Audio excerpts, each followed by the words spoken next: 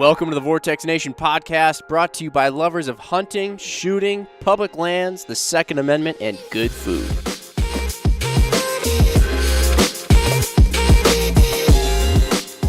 This podcast is going to be a little different than the other ones. We're actually going to do real-time scope mounting with you guys. So we want to do a podcast talking all about scope mounting, being that it is a very important process to the overall accuracy, really, of your rifle or your entire setup is the actual mounting of the scope. And so actually we're going to do it now while mounting up a scope during this podcast. So hopefully, guys, if you got your rifle and your scope and your rings all set out with you now, and you want to mount it, follow along right with us here. And hopefully, like you said, it's going to be kind of real time with you guys. You should be able to just follow along. You won't have to do a bunch of rewinding as we go through. So anyway, we got Jimmy here, Mark, Erik, and Ryan Muckenhirn.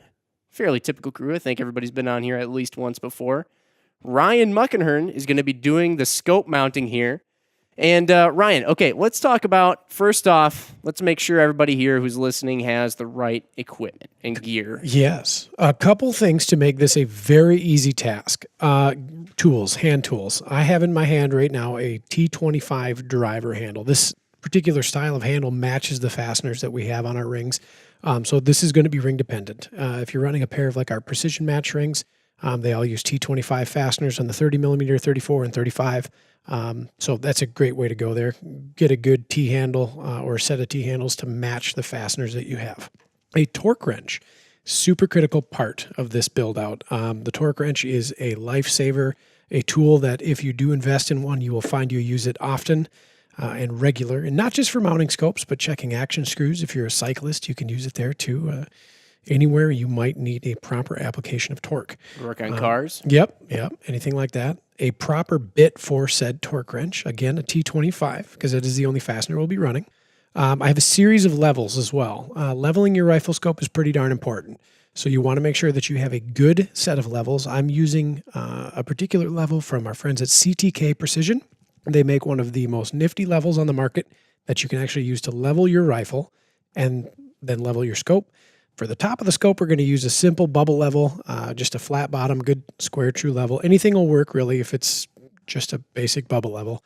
We want to make sure that the optic is then level to the gun. And we'll touch on that a little bit more as we go here.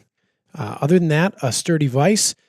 We've got a tipped-in best gun vise in front of us here. This is one we use a lot at the shop. We've got them in various areas all around Vortex here for doing just this. It's a very secure and relatively inexpensive gun vise that allows you to hold your firearm secure and, do a little tweaking here and there if you need to turn it left, right. It's got all sorts of adjustments on it. Very handy tool.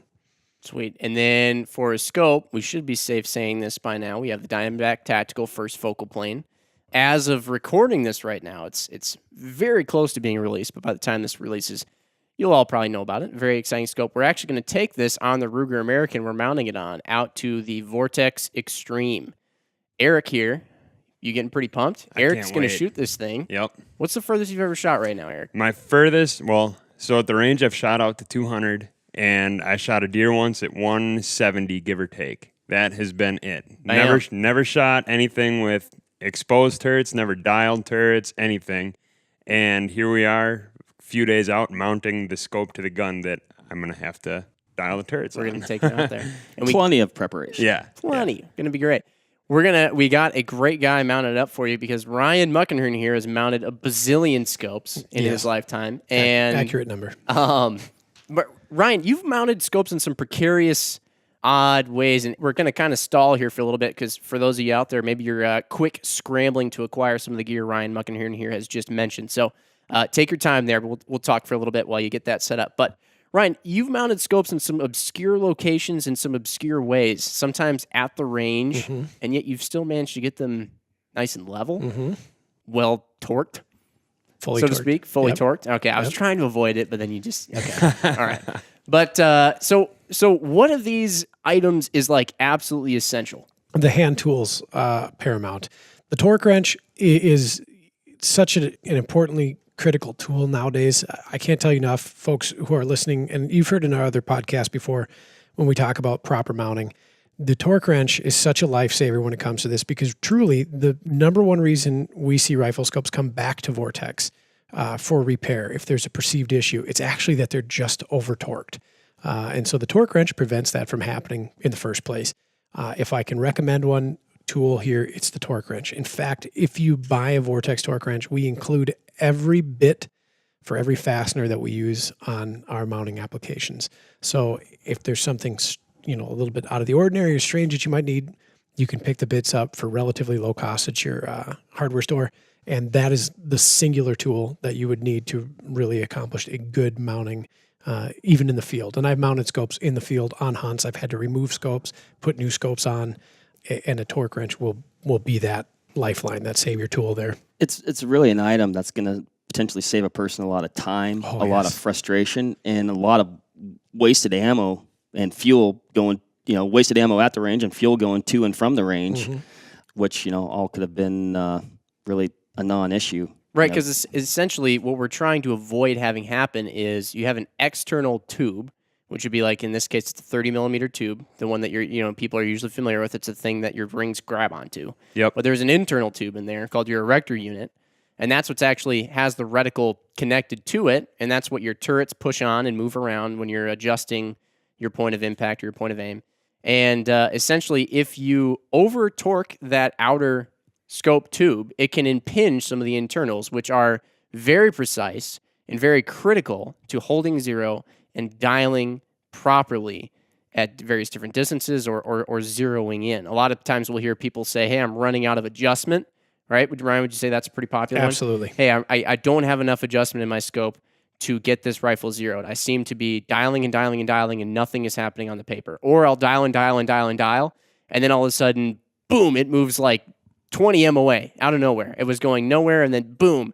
Usually that's something was impinged in there, and it finally broke free because it had enough force applied to it. So this is really, really important stuff. Ryan, you had a story because you used to mount back in the day, and we'll say this too. Rifle scope mounting is something that you can do, I think we'd all agree, at home. Now, sure, we work at Vortex, and so I guess we know maybe a little bit more than the average guy or gal about rifle scopes, sure.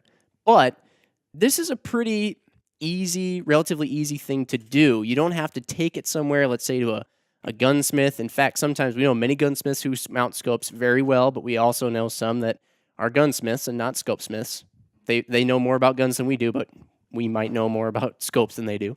Fair enough. But this is something that you can do yourself, and when you do it yourself, you can actually ensure it's done properly. Absolutely. Yeah.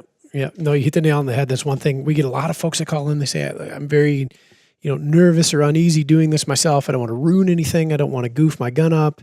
It's an expensive piece of equipment that you're mounting to another expensive piece of equipment, and it can seem daunting at first, but really it's not. I mean, once you get accustomed to this, once you follow the steps and procedures and do it a couple of times, you'll find it is not a daunting process. It's not overly technical.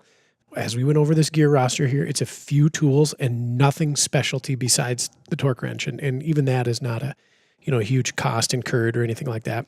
It's something that absolutely I do encourage everybody to do themselves rather than paying somebody to do it, because I think you can save yourself some money, which just equates to more ammo and time on the range. Well, yeah, and you talk about doing it yourself. I mean, where your rifle scope sits on that rifle it's a pretty personal thing, right? Very. It's going to depend, on the person who is ultimately going to be looking through that rifle scope. So if you're maybe taking your rifle scope in to be mounted and you're not there throughout that process to make sure that eye relief is set properly, you're doing yourself a disservice. So, I mean, that's one thing to take into consideration, during that process is, it will literally be matched up to you, your eye, your cheek weld. Your personal facial structure is going to be a little bit different than somebody else's. And again, by doing it yourself, you're going to be able to accommodate that. Totally. And that's something really we'll probably get into here. So what do you say? I mean, I'd say by this point, everybody's probably got their gear ready to go, sitting at your workbench or wherever it might be. Heck, maybe you're just sitting on top of a cooler out in your garage, right? Let's dive in, Ryan. So what's Cool. We got the scope, we got the rings. What's the first step? The gun right now is mounted on our Tipton vise. We've seen people just use sandbags and a bipod. Yep. before too. All you got to do is just have some sort of secure, steady, stable platform where your rifle isn't going to move around too much. Absolutely. First thing I want to point out is we do have a base on this rifle. So make sure that your rifle has an appropriate base to accept your rings. And there's a variety of rings and bases out there. If you've got some questions on it, you're not quite sure what you got, give us a holler. We can figure it out. But we've got a Picatinny rail on this rifle, or a Picatinny type rail, I should say. The slots are cut for Picatinny. And what we'll do is we'll just set the rings on top of it first. So I'm not overly concerned about the rifle being level at this point or anything else like that. But I am going to set it up on there, and we're just going to get that process rolling. With most rifles, this Ruger American is a bit of a deviation from this, but many rifles will just say like a Savage Model 10 or a Remington 700, Winchester Model 70. They have 2 islands or bridges on the receiver, front and rear. And when you're running a rail, a lot of times I'm going to recommend that you try to anchor the rings above those islands or those bridges. And those are generally the spot to be in for most shooters. And that is kind of a generalization or possibly a guess, but it just seems to work out for modern rifle scopes and most shooters how we are built. So those are like you said, if the rail was a bridge, those would be where the bridge has its anchor points into the ground, right? Correct. That's where usually the mount screws go into the receiver. Correct. And one thing for the folks who are listening, you can't really see this, but I've got this habit of always putting the fasteners that anchor the scope rings to the base on the off side of the rifle. So I'm a right-handed shooter, right-handed bolt. I'm facing the cross bolts that clamp the ring to the rail to the left side. And I have no idea if that's a better or worse thing to do. It is just a force of habit that I have had for as long as I can remember mounting rifle scopes. If anything, I'm just going to recommend that you have the screws facing the same side, both front and rear rings, making sure that we've got as even and kind of congruent and parallel processes as possible.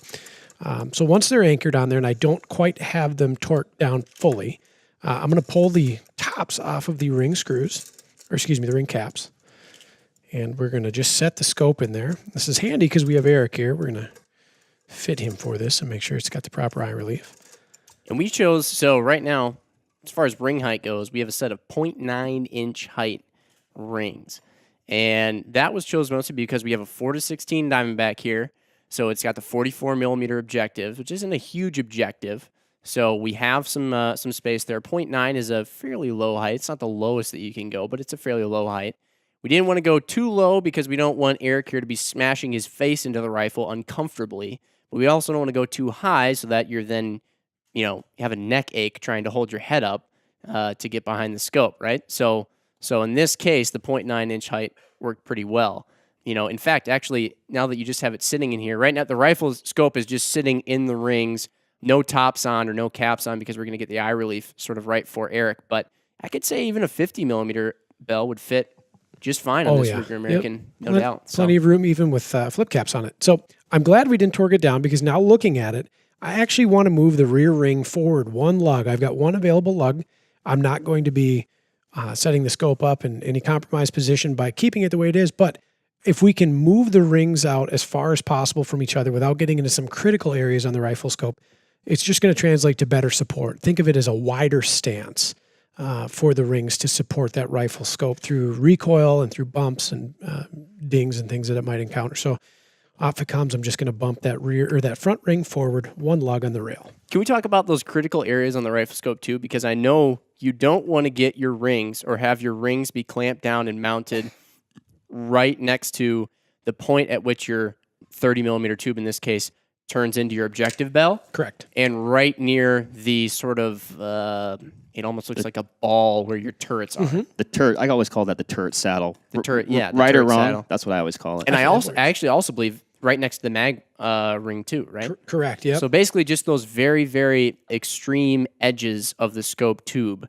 you want to avoid if at all possible. So as a rule of thumb, I will state I personally like to see about 3/8 of an inch as a minimum from the magnification ring, the feature where that assembly itself meets the main tube of the body forward as a minimum.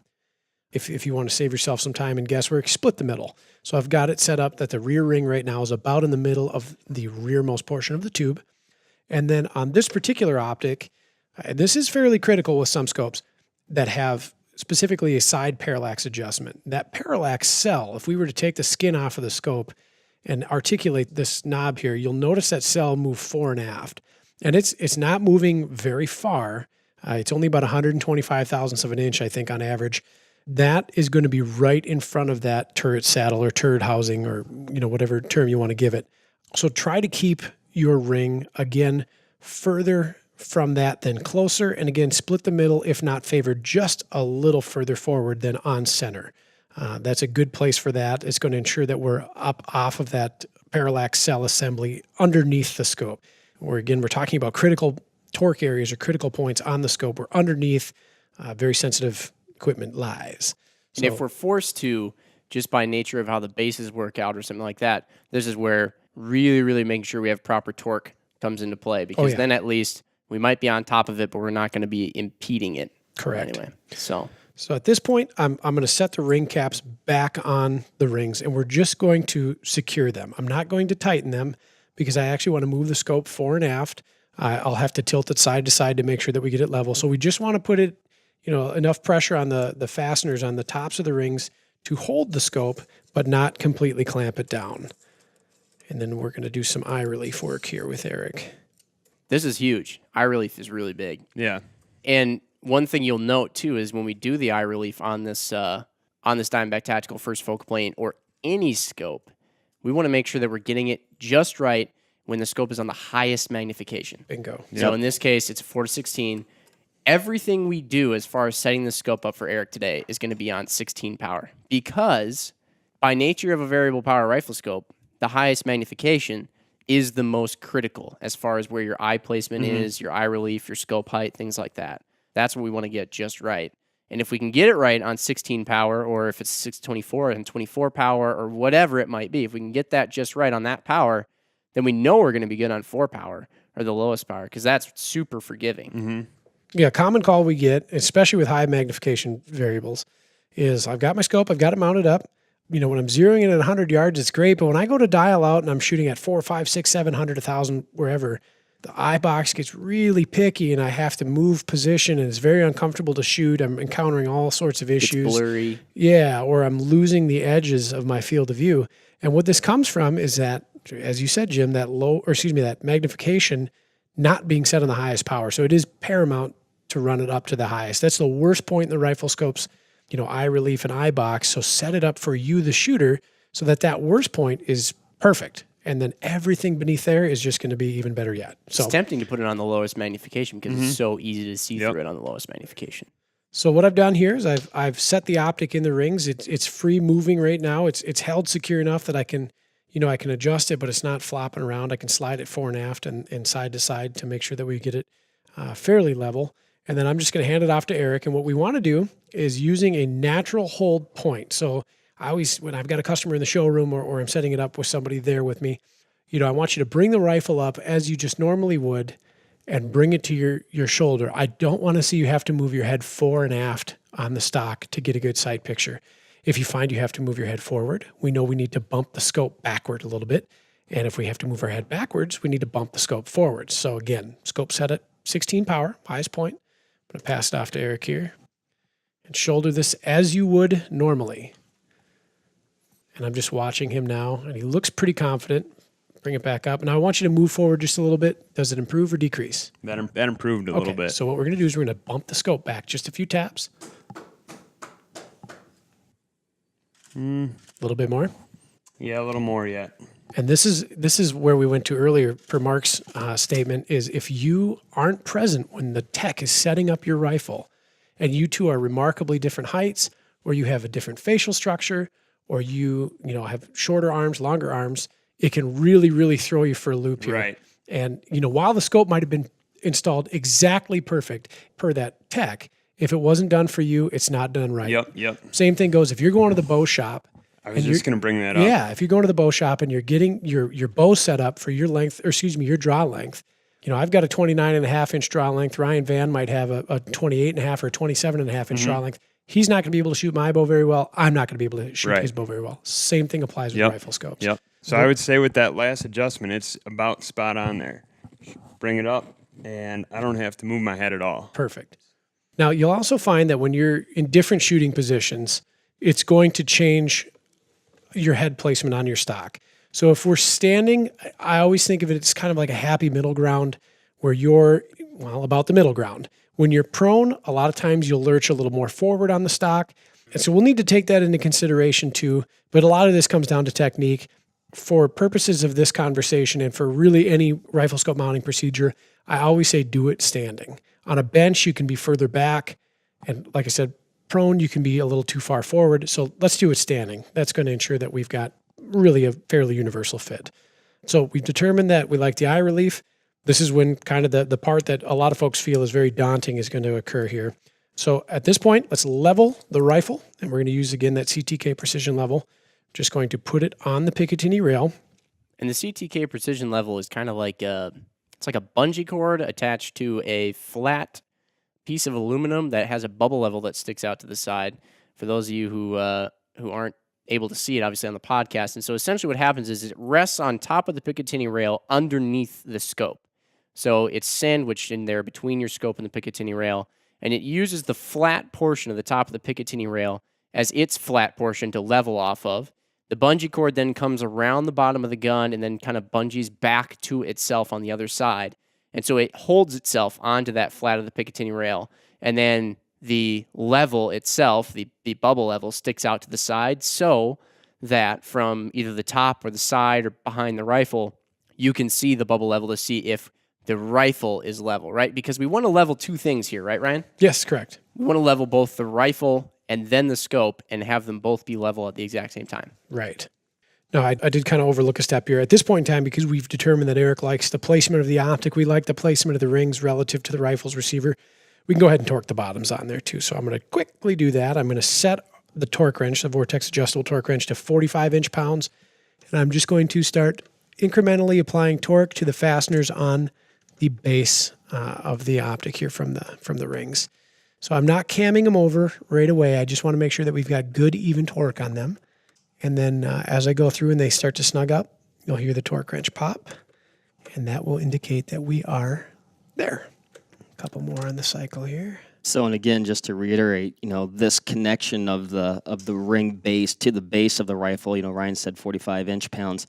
That's going to be vastly different than the inch-pounds that we use for the tops of the ring halves to make that connection. Good point. Right. Right, because in this case, we're connecting rings, which are a fairly relatively bulky metal piece, to a steel or aluminum base, which is essentially, think about your scope's tube. It's nowhere near as thick as the base of a ring or the base of a rifle.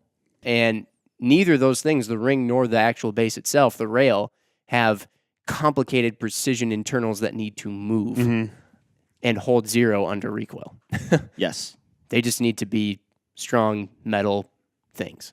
And a little side note here. Some rifles and their features or different base styles do not provide you with a flat to mount a level on or to index or reference a level on. Certain round top rifles or direct mounts, if you're using for instance, I shoot a Kimber 84 Montana for some of my hunting, and a really popular ring style from our friends over at Tally Manufacturing. They don't have a flat on the ring because the ring and the base are one piece, and even their two-piece setups don't have a flat that allow you to find that reference point on there to level. So leveling your rifle can sometimes be a little bit trickier. You'll see there are some levels out there that go off your barrel. I'll tell you, leveling on a radius is a tricky thing to do. There's a couple of steps and a couple of tricks that you can do. You can remove the bolt from the action, and you can use the ejection port as a level, or you can use the back tang of the rifle to try to find some flat there. But if not, you're going to have to do some precision eyeballing, and we can kind of talk about how important is level here in a bit once we get this part hacked out. But it may not be as important as you think. But for what Erik's going to be doing with this rifle, because we are dialing out at extreme distances, hopefully Erik takes the mile target out at the extreme. Hoping so. Oh, yeah, there's a mile target, by the way. Surprise. Here, I was freaking out about 500. It's only 200 or 1,260 more yards to a mile, so you're good from 500, yeah. So once, Some quick math. yeah, right. Drop a box of toothpicks. I can count them all real quick. Once we've leveled that rifle there, I'm going to go back through and I'm going to make sure that the ring gaps are good and even. Again, we're not applying full torque to them yet, but I just want to make sure that the spacing and the gapping on either side of them is nice and even as a starting point. Gap between the bottom portion of the ring and the top portion of the ring. Bingo. Is this something that you do? We have a horizontally split ring right now, right? So that means that the split between the two halves of the ring is horizontal. Correct. Vertically split rings, do you want to go for a nice, clean, even gap on the two gaps? Those are a little trickier because vertically split rings, it's been our experience, have a very particular method of torquing that's very critical just as torque application, not so much as how those gaps look. In the case of our Pro Series rings, the tops of the rings must be secured completely first. And you'll actually find that in tightening the tops, you can bottom the fastener out. It won't actually be biting the scope. It's not applying any torque to the scope at that point in time. It's just completing, the radius or the circle in which the scope is held. It's like the cradle at that point. If you were to do them out of order, if you were to do the bottoms first, or if you were to do, an alternating torque pattern, you can actually possibly damage the scope, or it won't hold it very securely. And so that is something to contend with. If you've got a pair of rings, again, that you're unsure of, or if they're vertically split and you're wondering what our take is, give us a shout. As a general rule of thumb, vertically split rings, either the bottoms will be tightened completely first, or in the case of our Pro Series, the tops. From there, then we'll go through and then properly torque the top or the bottom respectively to make sure that it's within spec. Quick note on this Diamondback Tactical that we're mounting up here. We're going to level the optic by using it's not exposed right now. We've got the turret cap on it, but I'll call it like the sub-turret or the inner turret assembly. We want a surface as close to parallel with the horizontal reticle stadia as possible. And that is, without going on the inside of the scope, that is going to be underneath the turret cap itself on most rifle scopes, if they're removable. If you find you've got a scope that doesn't have a removable inner turret, like take our Viper HS 2.5 to 10, for example, it's got an outer turret cap that protects that turret assembly, but you really can't get any lower than the turret assembly without disassembling that component, which is more or less unnecessary. So if you've got cap turrets, pull the cap off. If you've got exposed turrets that have removable exteriors to expose an inner, do so. You're going to have the best chance of coming up with level there. So just using a little flat screwdriver here on my multi-tool to pull this cap off. While Ryan does that, I'm going to bring up a couple things with these horizontally split rings that we're working with right now. And Ryan was talking about the ring gap there. And one thing that some folks don't know, I'd say most folks know, but the operative word there is gap. There is supposed to be a gap between those two ring halves. You want it as even as possible, but they are not meant to touch one another. Right. So that's definitely one thing to think about. And actually, for the listeners, Ryan, as you were tightening those rings, so like I said, we've got horizontally split rings here. We've got 4 fasteners per ring. Are you tightening those in any particular order or in a pattern, like maybe like you would tighten lugs on a tire? When we get to the final torquing, yes, we are going to incrementally apply torque in that lug style or crisscross style so that we've got even torque or as close as possible to even torque on each fastener in each ring. And everybody's going to have an interpretation on what's better. Do you go from rear ring to front ring to rear ring, so on and so forth? I actually go one ring at a time. Again, this is just something that I have done for like 15 years of mounting scopes professionally, and it's worked for me very well. I think it prevents a lot more scope rocking or tilting when you are leveling it. And I guess in my practice and execution of this, it seems to have worked out the best overall. So I've just thrown a level on top of that inner turret here, and I've noticed now that my rifle's level, but my scope is not. So I can see that I'm a full bubble off, and we need to re-level that. So you can just physically grab the scope and rotate it in the ring until it starts to level out. And then I like to take either my finger or just a small tool like I've got this T-handle wrench here, and just give very light taps on the turret to kind of help knock that scope into level. This is a technique I learned from Ryan Muckenhirn. It actually works pretty well, especially when you have a scope that has an adjustable side parallax and then, of course, a windage turret, because then you can use the T-handle to just lightly tap on either the parallax knob or the windage knob, and it just gives it these tiny little minute adjustments to the level that if you try grabbing the scope, inevitably what you're going to have happen is you're like, I just needed to move a little, and then it moves way too much, and you're like, oh, crud, okay, so now I got to move it back, and then you're like, a little too much, and then you bounce back and forth. Yep. We call this method the tap-tap-taparoo. Correct. That is technical. I'm going to make a note on rifle scope leveling relative to rifle leveling. And this is a often picked apart argument here, and a lot of folks will throw in some interpretation that your optic has to be dead level to your rifle, you're going to miss your target. And there's certainly some truth in that. But like I said before, I've mounted scopes in the field on hunts for myself, for hunting partners of mine, for customers that I bumped into, where they've had something go catastrophically awry or a remount is required. And I don't have access to a gun vise or levels or anything like that. But I do have a calibrated eye-chrometer, which is a fun word, my eyeball, and leveling it as appropriately as possible to the shooter in many instances can be as, if not more important, because let's take, for example, like each shooter's personal geometry or the way they hold a rifle. You will have individual shooter-induced cant. So if I make a rifle completely square and a rifle scope completely square to it, and I hand it to Erik, but Erik introduces 2 degrees of cant, just how his bone structure and face structure works out. Well, the whole thing is off, right? So the exercise... And he's going to think the reticle is canted. Correct. Right. Whereas if I level the optic for Erik, like he cants the rifle his normal amount, and then I level the optic relative to the horizon or the earth or gravity, well, theoretically, then he's good to go. Now, for those of you listening that are pretty adept at a lot of this stuff, we know that as we increase the range that we're shooting, any error relative to the optics level to the rifle or vice versa is going to extrapolate the further we go out. And that is absolutely true. For a lot of people who are hunting, where you're going to encounter ranges of, say, 300 or 400 yards or less, this is not so critical.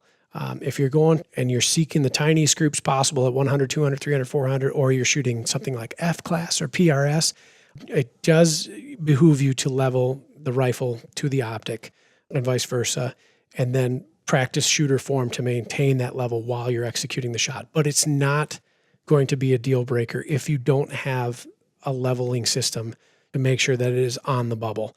If you can eyeball it and it looks very square to you when you hold it for all intents and purposes in hunting, that is, and I will say this, good enough.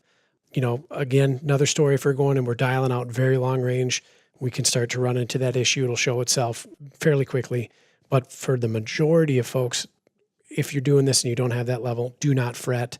It may not be the end of the world. In fact, backing up to something Jim had mentioned earlier, I had mounted scopes. I'd worked for a sporting goods store long before I came here to Vortex for about 6 years, and I could not tell you how many scopes I've mounted there. It was into the thousands. We did not have a level. We didn't have a leveling system.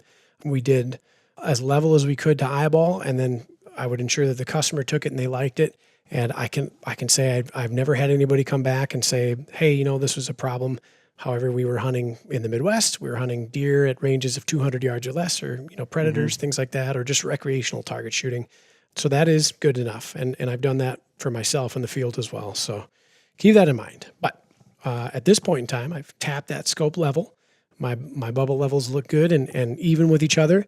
And I'm going to begin applying incremental torque to the ring fasteners on the top. And again, we're going to turn our torque wrench down to about 17 inch-pounds, 18 at the max. Another thing here, no Loctite. A lot of folks are worried that the ring screws are going to work loose under recoil. If it's a good ring and they've got good grade fasteners and the torque was done properly, you should not have a problem at 18 inch-pounds or less. Our bottom is 15, top is 18. We found that works fabulous for a lot of different rifle scopes on all sorts of different rifles and various calibers. You should not run into a ring screw backing out under recoil. It's very, very, very uncommon. So 18 inch-pounds tops, and you're good to go there. I got to say, I mean, I've seen us mount this exact torque spec on some very large recoiling rifles and no issues. And I'll say that I would prefer, again, even though I have never actually seen it happen, I would prefer to have my rifle scope slip in the rings perhaps a little bit and me realize it and then fix it, than to have permanent damage to my rifle scope to the point where even if I take it out of the rings, and permanent damage because I've over-torqued the rings, Right. to that point that even if I take it out of the rings and remount it, it's permanently done. And then I have to send it back in, and of course we'll, repair or replace that. We've done it many times, even though it is, technically user error. We understand how that goes, but I would rather potentially just have a slip. And again, I have not seen this happen yet, than to have permanent catastrophic failure. Exactly. And I was going to say, so Ryan, you talked about the Loctite there. So if a person were to use Loctite, what kind of problems can that induce then? So when we use Loctite, and I should say thread locker in general, any liquid thread locking compound, we're actually lubricating that fastener. And if you recall the shop class manuals from yesteryear, when you open up a manual and you talk about torquing, any application, whether it's the heads on a motor or your lug nuts or any kind of torque application which measured torque is required, there is a difference between what's called dry torque and wet torque. Wet torque, lubricated fasteners and threads and threaded receptacles will misappropriate torque by, it's a measurable percentage, but it's fairly wild. We can't say it's going to be 18.6% every time because each individual fastener and each threaded receptacle and the tolerances at which they are held to will have input on this. But as a general rule of thumb, a lubricated thread will torque higher than your torque wrench reads. So if I'm at 18 inch-pounds right now, and I were to lubricate these threads with a thread locking compound and then torque them, realistically, I'm over 20. How far over 20? Again, depends on the ring. I've heard from fastener engineers that it can appropriate between 30 and 60%. So you can see how you can become grossly over torqued with just a little dab of thread locking compound. So watch that. Again, there's no real reason for it. I will not recommend it. Now, what about lapping the rings? Good question. Oh, yeah? So lapping, a process in which we use a precision ground bar, a compound on it, like a fluid compound with, it's actually kind of closer to like a grease with lapidary compound, like an abrasive in it. Look at it the same as like sanding wood. We're removing very small amounts of materials from the inner surfaces of the rings to make sure that they are concentric. If you can imagine when a ring is machined, if the tool that's cutting that ring skips a little bit, or in finishing, if it's rough or if there's a high spot, depending on how your rings are made, that's going to translate as a poor fit. So imagine putting on a pair of shoes that isn't quite the right size in one spot, like at the arch or at the heel. Lapping is going to ensure that they have a good and smooth and even fit. And you can usually tell if your rings are going to require lapping when you set the optic in before you put the tops on the rings. If you can't move your optic fore and aft or side to side with very little resistance, you've got a pinch or a bind somewhere. If you're running a one-piece base when you're doing this and you're still feeling it, general rule of thumb, your rings could use a little bit of a lap. So certainly a way to maximize the surface contact between the ring itself and then the outer tube of your rifle scope. The more contact that we have, the less torque that we need, the more supported your rifle scope's going to be. You have a much higher success, a higher rate of success with a mount not slipping under recoil and your scope working properly internally. Yeah. Would you rather, like a running back with a football, does he have a higher chance of fumbling the football if he's just gripping it with his fingertips, or if he's, got the whole thing tucked in where he's got it against his chest and his two arms around it? It's kind of the same thing. Right. Exactly. All right. So you've got these leveled up. Yep. And now you're just going to start the torque procedure. Correct. And like I said, I like to do one ring at a time. And really what I'm doing now is I'm doing about a quarter turn, no more per fastener. And I want you to watch your bubble level when you're doing this, because you're going to find that as that ring is tightening up, it's going to settle that bubble just slightly off. And right now I've noticed that I've got a little bit of a bias into it. So I'm going to back those off. That was one thing I was going to say too, is you'll notice you'll have them perfect, and the second you start torquing down the rings, it'll start to move on you slightly. And I've had a couple of rings in the past where for whatever reason, it's just going to happen. And so I almost have to preload it Yeah. slightly off level and try and predict the perfect amount of not levelness to where when I start torquing the ring down, it actually goes into being level. It's a doozy, but it does happen. So I am, again, just applying incremental torque, not much. And I see I've overbiased my level. I misjudged. And usually if you torque down the right side, the bubble moves to the left. And if you torque down the left side, the bubble moves to the right. Something I found. It's the best part about mounting up the rifle scope. It's the part you got to be the most patient with. Yep. Yeah, definitely can take just a little bit of trial and error just to get it just right, like you said, as you go through that torquing process. Mm-hmm. So in this process, to me, seems like this is the foundation which all your accuracy is going to be based on, moving forward. Like you can get a new barrel on a gun and stuff like that might, be splitting hairs then, down the road. But from the get-go, this is what you really want to get right to ensure all your accuracy. Yeah, and we've mentioned before, you talk about getting high-quality rings, bases, a high-quality mount if you're using an AR, with a one-piece base or mount or something like that. And really, the nicest rifle scope in the world and the nicest gun in the world, if they are connected together improperly or with low-quality fasteners and rings and things like that, that's the best performance you're going to be able to expect out of them. It's, man, we talk about cars a lot here, and it's probably because of me. But if you have a really, really fast car on horrible tires, it can only be as good as those tires. Yeah. Yep. Because those are the one things that actually touch the road from that really nice car. And so the one thing that actually connects your really nice scope and really nice gun, if they're not good, well, who cares how nice they are? Right. That's why I have, my Crossfire 2s, they're connected up to my rifles that have Crossfire 2s with precision matched rings. Yeah. And they're great. Yep. Mark once said something to me that stuck. When we pair a rifle scope to a rifle, we have just created a system. And every part in that system has to be good or on the same level. Otherwise, you're just going to have total system failure. So to, Erik's point earlier, yes, this is an extremely critical point in this process. And accuracy and reliability, tracking reliability is going to hinge on this completely. We were talking about lapping rings earlier, using those tools in the lapping compound.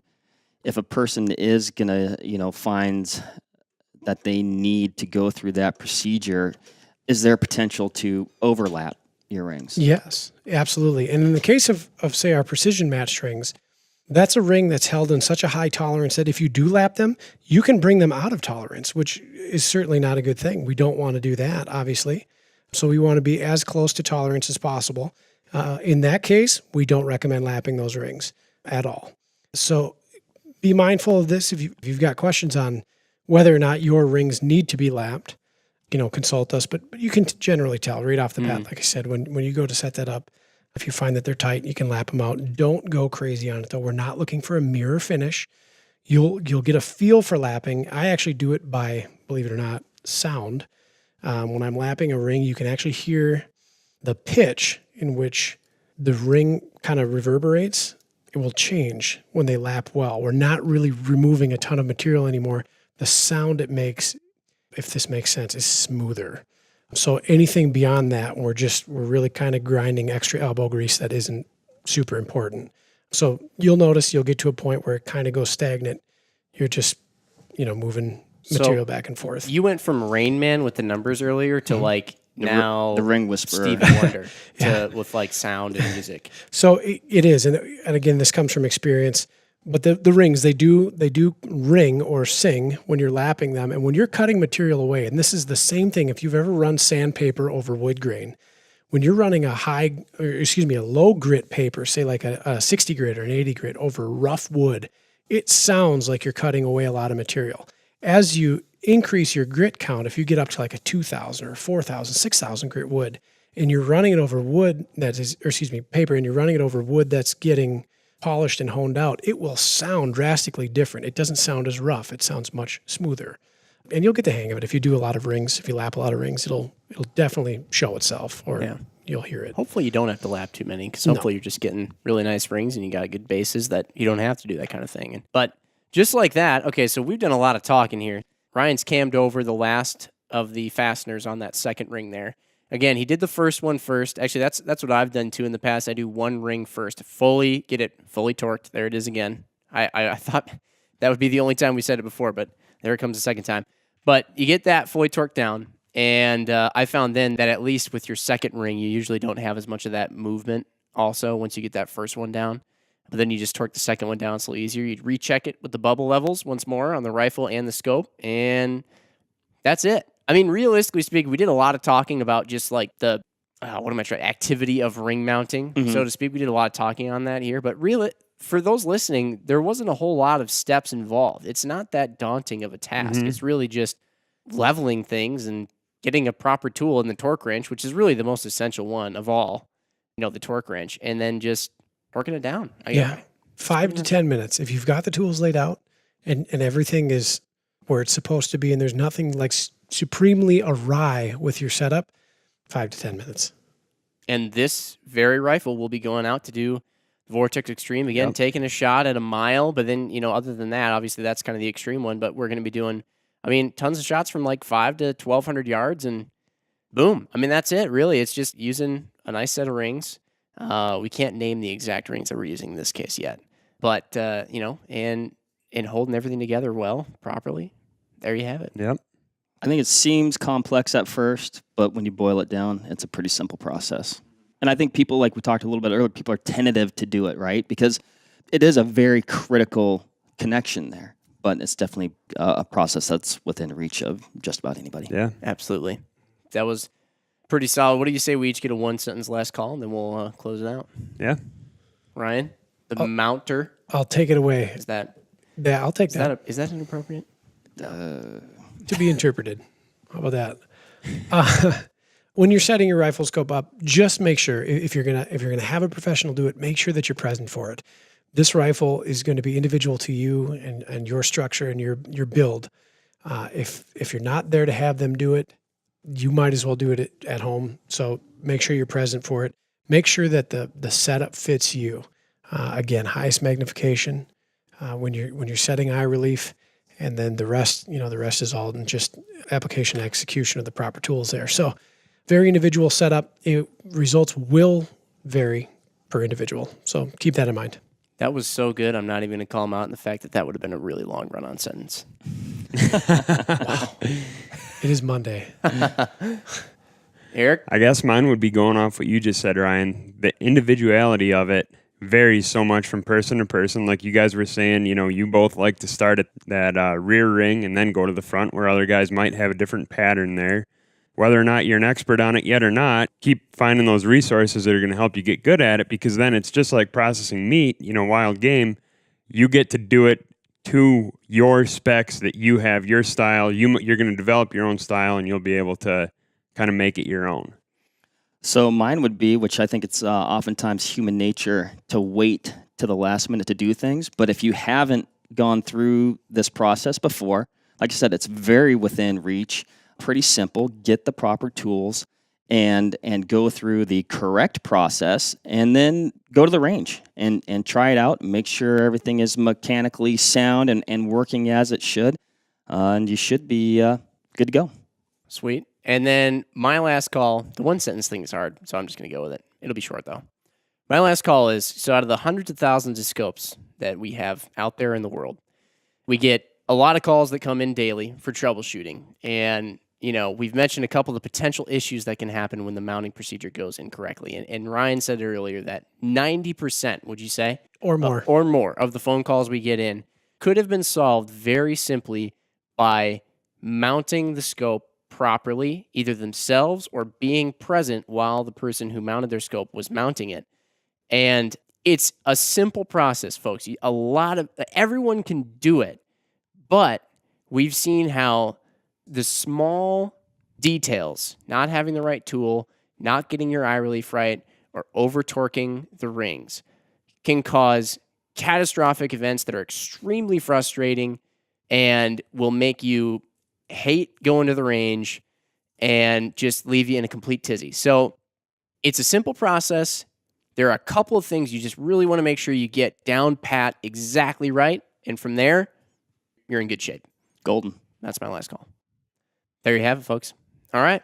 Well, thanks everybody for listening. We appreciate it. Hopefully you like this one. Let us know what you think. If there's any other kind of like real-time demonstrations via a podcast that you'd like to hear in the future, let us know that as well. We'll try and put together a PDF for this one, certainly. So anyway, thanks again, everybody.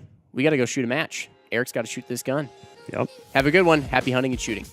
All right, that'll wrap it up for this episode of the Vortex Nation podcast. Thanks, everybody, for listening. Hit that subscribe button so you can always stay up to date on the latest happenings over here at the Vortex Nation podcast. Leave us a review or comment down below. We want to hear what you have to say about the show, maybe what you like, maybe what you didn't like, so that way we can make these podcasts as good as they can be. Hey, if you were interested in some of the information you heard here too, but you don't want to go all the way back and listen to the whole thing again just to get out one little nugget of information, check out the link in the description because we'll have this in PDF form with pretty much everything that we've talked about. You can also follow us on Instagram at Vortex Nation Podcast. We'll be posting about each episode released, so that way you can go back, find these things, maybe grab a little nugget of information that you could take with you to the range, out in the field, or maybe to the kitchen if we're talking about some good food. So, again, everybody, thanks, and happy hunting and shooting. We appreciate it. Have a good one.